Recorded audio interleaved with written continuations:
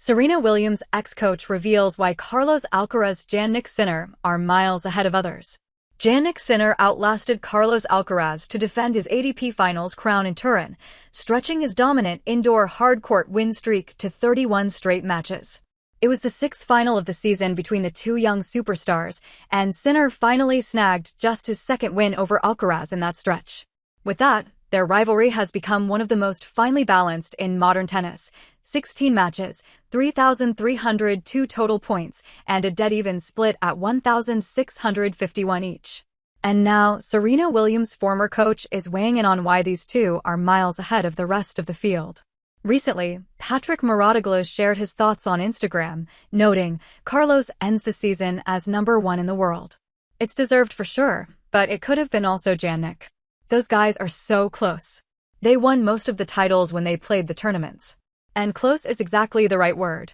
Carlos Alcaraz locked in the year-end number one spot during the event, while Sinner, despite winning the tournament, fell just short of the ranking.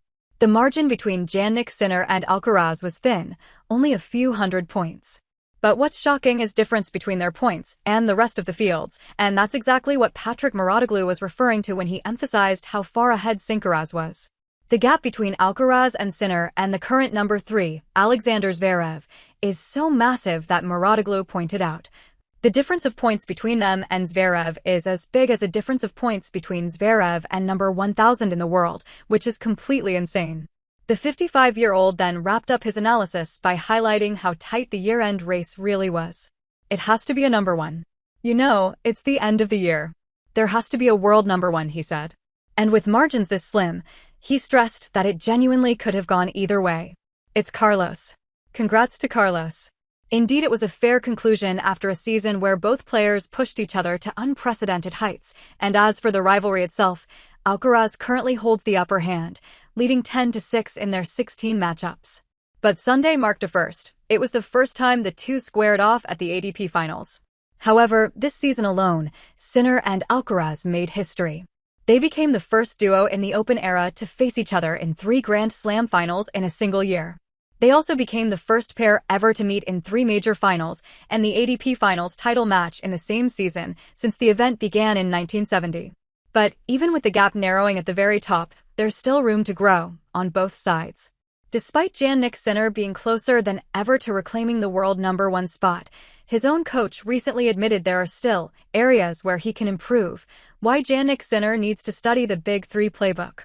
Darren Cahill, who coaches Jannik Sinner alongside Simone Vagnozzi, broke down what's been working so well in recent weeks.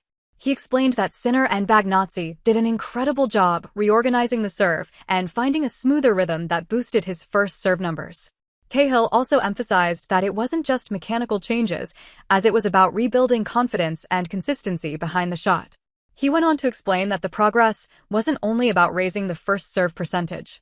"If we had just wanted to increase the percentage, we would have slowed down his serve," Cahill said.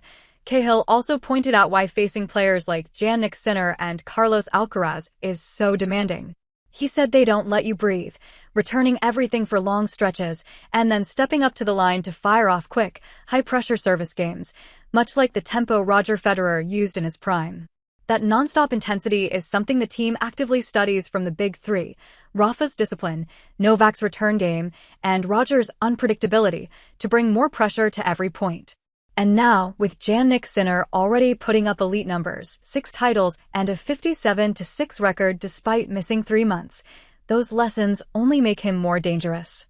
The final in Turin showed just how evenly matched he and Alcaraz are, with both pushing each other to the limit. That said, with margins this razor thin, who do you believe has the edge heading into next season? Jannik Sinner or Carlos Alcaraz?